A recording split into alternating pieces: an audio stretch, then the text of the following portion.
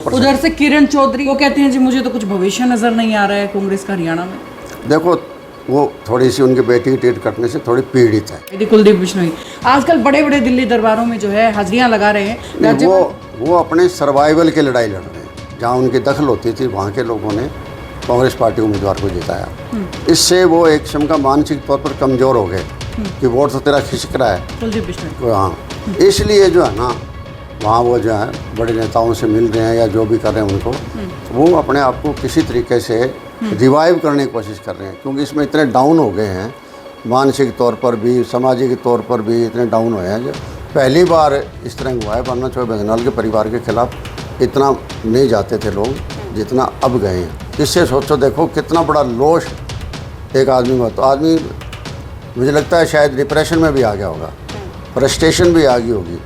उसको रिवाइव करने के लिए किसी तरीके से रिवाइवल अपने अस्तित्व को रिवाइवल करने के लिए जो है ना वो कहीं जा रहे हैं या आ रहे हैं कि 100% टिकट जो मिलेगी वो नड़वा हल्के से वो संपत सिंह को ही मिलेगी।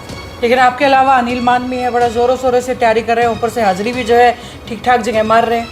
थोड़ी सी मेरे गले नहीं उतरती ऐसी बातें, और इनके बारे में मैं कह कुछ नहीं सकता क्योंकि मेरा स्टेटस नहीं है। उनके बराबर का स्टेटस हो तो आदमी कुछ कह भी दे हर कोई। पिछली बार जब टिकट कटी थी तो नाराज होकर के दूसरी पार्टी के खेमे में जाकर के बैठ गए थे। अगर अब की बार ऐसा हो गया तो कहीं फिर से वही चीज तो नहीं दोहरा देंगे। नमस्कार, मैं हूं अंकिता सिंह और आप देख रहे हैं सिर्फ न्यूज की खास पेशकश सीधी बात, जिसमें हम पूछेंगे आपके पसंदीदा राजनेताओं से सीधे सवाल और मांगेंगे उनसे सीधे जवाब। और आज की इस कड़ी में हमारे साथ मौजूद हैं प्रोफेसर संपत सिंह, जिनका राजनीतिक तजुर्बा शायद मेरे आधे दर्शकों की उम्र से भी ज़्यादा है, यानी कि काफ़ी साल जो है राजनीति करते हुए इन्हें हो चुके हैं। खैर इनके बारे में बताने की ज़रूरत हमें नहीं है। चलिए इनसे कुछ सीधे राजनीतिक सवाल पूछते हैं। जो चर्चाएं, जो सरगर्मियाँ राजनीतिक गलियारों के अंदर हैं, उनके बारे में कुछ बातचीत कर लेते हैं। तो सर स्वागत है सिटी न्यूज़ पर आपका। धन्यवाद जी आपका और आपके चैनल का। पहला सवाल, राजनीतिक तैयारियां प्रोफेसर संपत सिंह की क्या हैं?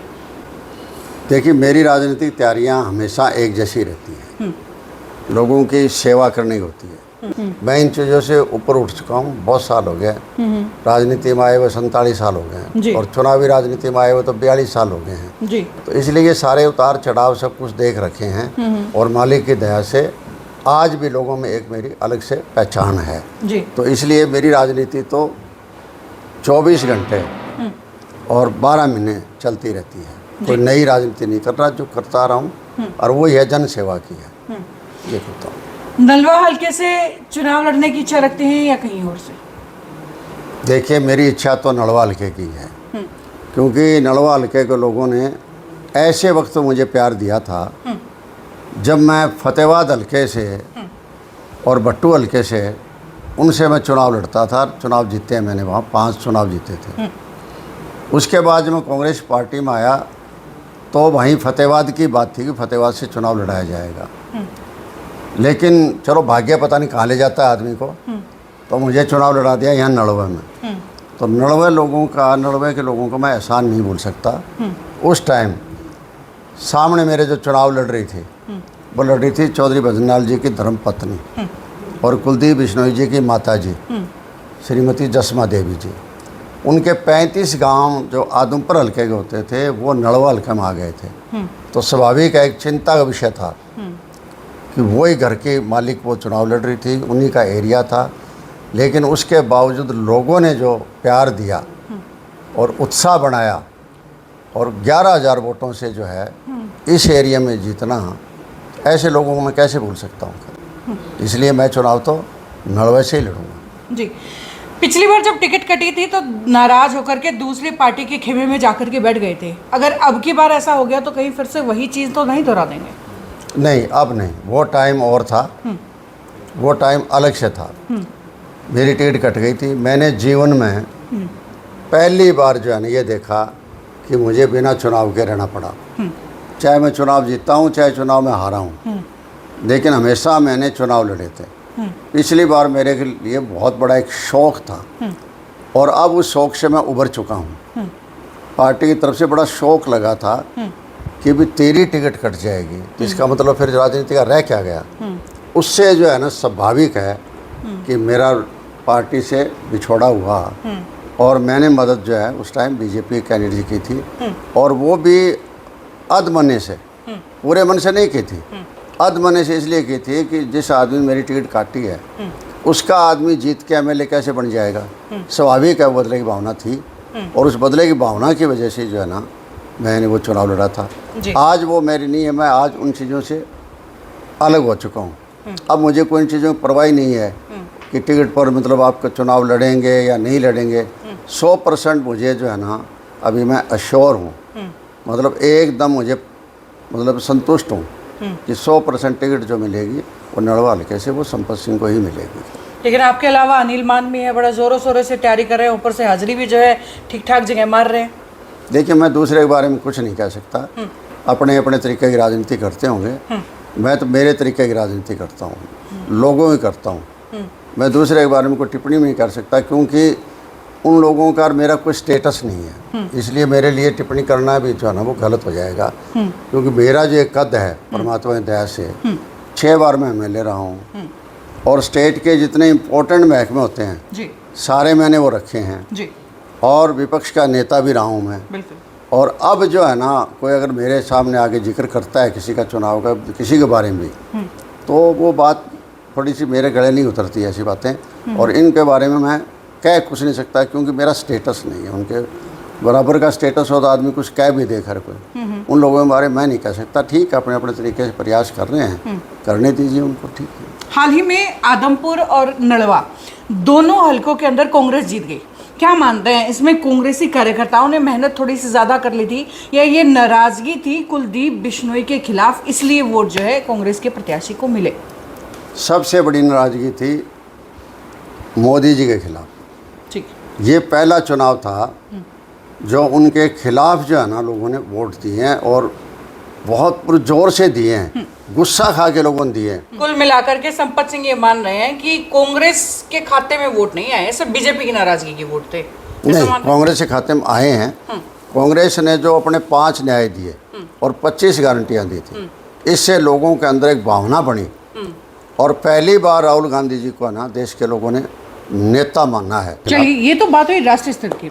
प्रदेश की बात करते हैं, हरियाणा की बात करते हैं। कहीं आपको भी तो नहीं लगता कि हरियाणा में कांग्रेस का भविष्य गर्द में है, अंधेरे में?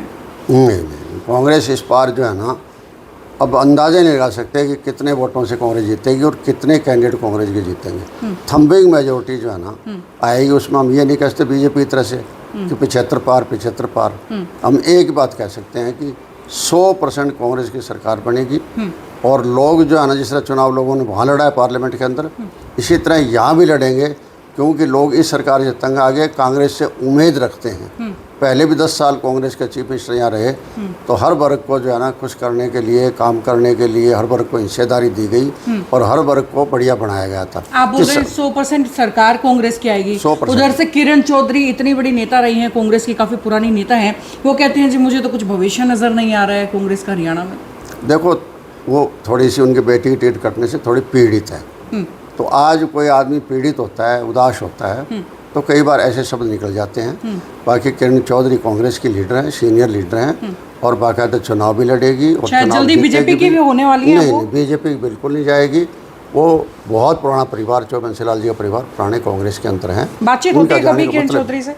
नहीं, किसकी, मेरी तो बातचीत कोई होती नहीं उनसे कभी, क्योंकि वो सीनियर लीडर है, वो बातचीत करती है डायरेक्ट दिल्ली बात करती है। हमें कोई ज़्यादा इतना, क्योंकि अपने ना तो ज़िले में यहाँ है और ना कोई ज़्यादा संपर्क होता, कोई विशेष बात करनी होती है। अब कोई बात मेरी नहीं। तो आपको नहीं लगता है कि किरण चौधरी छोड़कर के कांग्रेस को बीजेपी नहीं जाए, बिल्कुल नहीं जाएगी। चलिए, उसके बाद ऐसे ही एक नेता थे जिन्होंने टिकट आपके कटवाई थी, कुलदीप बिश्नोई। आजकल बड़े बड़े दिल्ली दरबारों में जो है हाजिरियां लगा रहे हैं, क्या लगता है जो ये हाजिरियां लग रही हैं उसके बदले कुछ खुशखबरी उनको सुनने को मिलेगी क्या? वो अपने सर्वाइवल की लड़ाई लड़ रहे हैं। ये जो चुनाव आया था ना, इस चुनाव में आदमपुर में लोगों ने उसके खिलाफ वोट दिए और कांग्रेस पार्टी को जिताया। नड़वा में उनकी दखल रहती थी, लेकिन यहाँ भी लोगों ने, जहाँ उनकी दखल होती थी वहाँ के लोगों ने कांग्रेस पार्टी उम्मीदवार को जिताया।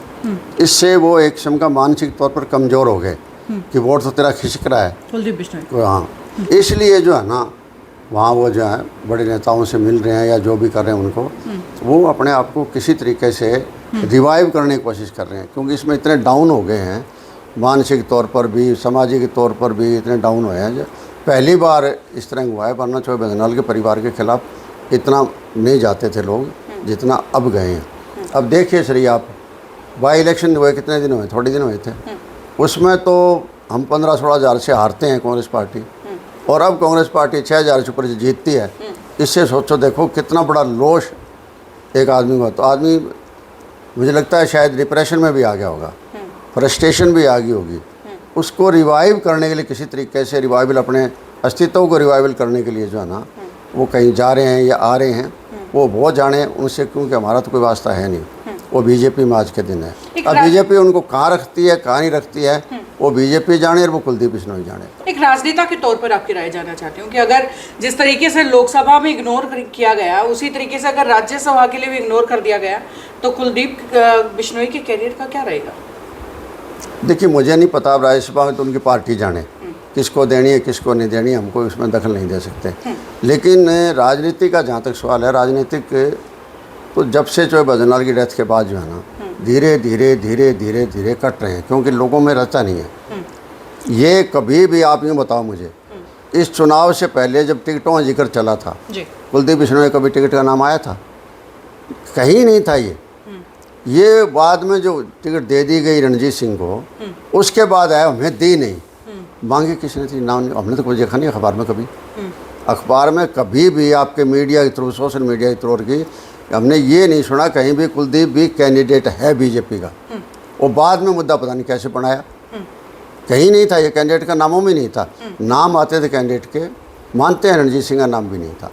नाम आया करते तो कई बार कैप्टन अभिमन्यु जी का नाम आया करता, कई बार रणबीर गंगवा जी का नाम आया करता, और नाम आया करते, लेकिन कुलदीप बिश्नोई का नाम कभी आता ही नहीं था। तो ये पता नहीं अब इसको चुनाव जब डाउन गया है तो थोड़ा बहुत कुछ एहसास हुआ होगा और नेताओं की तरफ घूम रहा होगा, तो वो जाने बीजेपी उसको कहाँ रखेगी। मुझे लगता नहीं, अब धीरे धीरे धीरे धीरे वो कट ऑफ होते जा रहे हैं। सुनने में जिक्र तो ऐसे भी है कि ये राज्यसभा सांसद के लिए ऑफर तो किरण चौधरी के पास भी पहुंच गया है, शायद इसीलिए आजकल मुंह में बड़े कड़वे कड़वे शब्द निकल रहे हैं उनके। ऐसा देखिए मैं बताऊँ आपको, रोजाना एक नई नई चीज़ आ रही है। परसों ही आ गई कुछ मीडिया में, सोशल मीडिया में, कि किरण चौधरी को राज्यसभा बढ़ाएंगे। कल ये आ गई कि कुलदीप बिश्नोई को राज्यसभा में और बढ़ाएंगे। अमित शाह जी के साथ फोटो आ गई हस्बैंड वाइफ की। इससे ये लगाना शुरू हुआ अंदाज़ा कि राज्यसभा की आएगी। आज घूम रहा है सोशल मीडिया के अंदर कि कैप्टन अभिमन्यु को बनाएंगे, कल कोई और नाम आ जाएगा। वो तो बीजेपी जाने उन्होंने बनाना है, किसको बनाना है किसको नहीं बनाना, अपनी पार्टी का कैंडिडेट तो वही बनाएंगे। चलिए उसके बाद आपकी पार्टी यानी कि कांग्रेस की बात कर लेते हैं, जो पिछले चुनाव में सिर्फ इसलिए बाहर हो गई थी क्योंकि आपसी गुटबाजी कांग्रेसियों से नहीं संभाली गई थी। अब की बार चुनाव में खुल करके नजर आई। उधर से कोई कहता है जी हम 10 की 10 सीटें जीत सकते थे, सिर्फ उस टिकटों के बंटवारे में जो है गड़बड़ हुई है, वही गड़बड़ पिछले विधानसभा के अंदर हुई थी। ये कांग्रेस अपनी हार से सीख क्यों नहीं लेती है? क्यों कांग्रेस इस बात को समझ नहीं पाते हैं कि झगड़ा बाद में भी हो सकता है, लेकिन पहले कम से कम अपने आप को जीवित तो रख लें। देखिए मैं बता रहा हूँ आपको, इस बार जहाँ तक चुनाव का चुनाव के अंदर कोई ग्रुपिज्म नहीं था, कोई ग्रुपिज्म नहीं था। मैं सरसा का भी कोऑर्डिनेटर था, वहाँ भी जाया करता था बीच में संभालने के लिए। सभी लोग जो है ना शैलजा जी के साथ लगे हुए थे। यही बात हिसार में थी, सभी लोग जो है ना जयप्रकाश के साथ लगे हुए थे। तो सभी जगह लोग काम कर रहे थे, कोई ग्रुपिज्म नज़र नहीं आ रहा था। और ये देखो अपनी अपनी इच्छाएं होती हैं, अपने अपने देख समझे नहीं आप, बड़े नेताओं की जो है उनकी अपनी एक इच्छाएं होती है। हर कोई चाहता है कि मैं ऊपर वाली कुर्सी पर जाके बैठूं, हर कोई चाहता है, इसमें कोई मैं दो राय नहीं कहता, होती है इसके लिए। लेकिन जब पार्टी फैसला कर देती है ना, उसके बाद सारे लोग इकट्ठे मिलकर चुनाव लड़ते हैं जी। लेकिन चुनाव लड़ते लड़ते भी बयान एक दूसरे के लिए ऐसे दे जाते हैं कि भाई साफ साफ पता चल जाता है कि कांग्रेस आज भी अंदर खाते जो है वो गुटबाजी में बढ़ चुकी है। नहीं उस तरह शैलजा जी ने आरोप लगाया कि टिकटें ठीक ढंग से नहीं बटे हैं। जयप्रकाश जेपी जी ने फिर कहा कि भाई अगर टिकटें ठीक नहीं बटी होती तो मैं कैसे जीतता। या फिर जो है चंद्रमोहन बिश्नोई को लेकर के कहा गया कि वो आदमपुर से जीत करके दिखा दे। खुलेआम बयानबाजी ऐसा बता रहा हूँ, बेटरमेंट के लिए हर पार्टी कोशिश करती है कि हम रिजल्ट जो हमारा ये 10 में से 5 आया है जी। हम ये करते तो वो करते तो 7 आ जाता, 8 कर जाता। ये आफ्टर थॉट की बात होती हैं। ठीक है। पार्टी ने जो टिकट दे दी थी वो ठीक दी थी और उसी हिसाब से सब लोग लगे भी। कहीं भी टिकटों के दौरान सवाल उठे, चलो बाद में कुछ उठाएंगे लोग, कोई बात नहीं, अपने अपने विचारधारा। और ये मेरे मन में ये होता है कि भाई आपके बजाय मैं इनको दे दूँ, दूसरे दे दूँ, टिकट तो ठीक रहेगी, लेकिन वो मेरे मन की बात होती है, वो एक अलग बात है। लेकिन जो फैसला आया था उस फैसले पर सभी लोगों ने जो है ना अपनी तरफ से मेहनत करी। वहीं कोई कहीं कमजोरी नहीं थी, किसी एरिया के अंदर भी पूरी मेहनत करी और मेहनत की वजह से ही जो है ना जो एक सिस्टम बन गया था। शुरू में जो घोषणा हुई थी ना चुनाव की, तो उस टाइम ये चल रहा था कि कांग्रेस पार्टी को एक सीट नहीं आएगी। 15 दिन हो गए तो उसके बाद हो गया अभी 1 सीट आएगी, फिर हो गया कि 2 सीट आएगी, फिर हो गया कि 3 सीट आएगी। ऐसा वक्त आ गया था कि 10 की 10 भी आएगी और बाद में अल्टीमेटली 5 सीट आ गई थी। चलिए, उसके बाद आपके हल्के के अंदर आते हो, नलवा हल्के के अंदर पूरी तरह से आश्वस्त है कि टिकट आप ही के पाले में आनी? पूरी तरह नहीं, इससे आगे भी कोई चीज़ आप कह सकते हो तो वही कह सकता हूँ। मैंने आपको ये कह दिया कि 100% आश्वस्त हूँ और मैंने यही चुनाव जो है ना लोगों के लिए लड़ना है। मेरी कोई इच्छा नहीं है, मैं 6 बार MLA लिया, सारे पद मिल लिए, मुझे पता है कि चीफ मिनिस्टर मुझे मिली नहीं और इससे नीचे कोई चीज़ ऐसी नहीं बची जो मैंने नहीं ली। विपक्ष का नेता रह लिया, वो भी चीफ मिनिस्टर के बराबर का ही होता है। आज राजनीति में मतलब क्योंकि ये चुनाव मेरा एक लास्ट चुनाव है जी, और वो इसलिए है कि लोगों की सेवा के लिए। बाकी मुझे कोई ज़रूरी नहीं था कि चुनाव लड़ना, लेकिन मेरे दिमाग में ये चीज़ रह रही है कि इस हल्के की सेवा करनी है। जिस हल्के ने मुझे इतना लगाव दिया, इतना प्यार दिया, फतेहाबाद से मैं आया और यहाँ आया और एकदम उसी एरिया के नेता चुनाव लड़ रही थी, इससे बढ़िया और लोग क्या करते। तो उनका किया है तो उसके लिए मेरा भी है। हालांकि उस टाइम मैंने बहुत कुछ किया, उतना काम जितना मैंने 5 साल में किया था कभी किसी ने 20 साल में इतना काम नहीं किया था। लेकिन फिर भी मेरे दिमाग में गुंजाइश और रह रही है कि ये चीज़ें इलाके के लिए और की जाए, ताकि ये जो आखिरी मेरा चुनाव है इसके अंदर मैं लोगों की और ज़्यादा सेवा कर सकूँ। चलिए, उसके बाद अगर चुनाव हरियाणा विधानसभा का है तो 2 पार्टियों का जिक्र भी बनता है, JJP और INLD। क्या लगता है अब की बार इस चुनाव में जो लोगों ने जो है ना सीधा मैसेज दे दिया कि अब उनकी कोई जगह नहीं है। बीजेपी की और कांग्रेस की डायरेक्ट फाइट है। जो स्टेट पार्टियां हैं या और कोई हैं, किसी पार्टी का कोई लेना देना नहीं है। हमारी लड़ाई तो सीधी बीजेपी के साथ रहेगी और 100% जो है कांग्रेस की सरकार बनेगी। चलिए, बहुत बहुत शुक्रिया आपका हमारे साथ जुड़ने के लिए। तो भाई ये थे हमारे साथ संपत सिंह जी, जिन्होंने राजनीतिक चर्चा हमारे साथ खुल करके की है, सीधे सवालों के सीधे जवाब हमें दिए हैं। और खैर लगातार सिलसिला जो है इसी तरीके से जारी रहेगा। अलग अलग राजनेताओं के पास जाकर के सीधे सवाल हम यूं ही पूछते रहेंगे, जिसे जानने के लिए, जिसे सुनने के लिए जुड़े रहिएगा सिर्फ एक न्यूज़ के साथ। नमस्कार।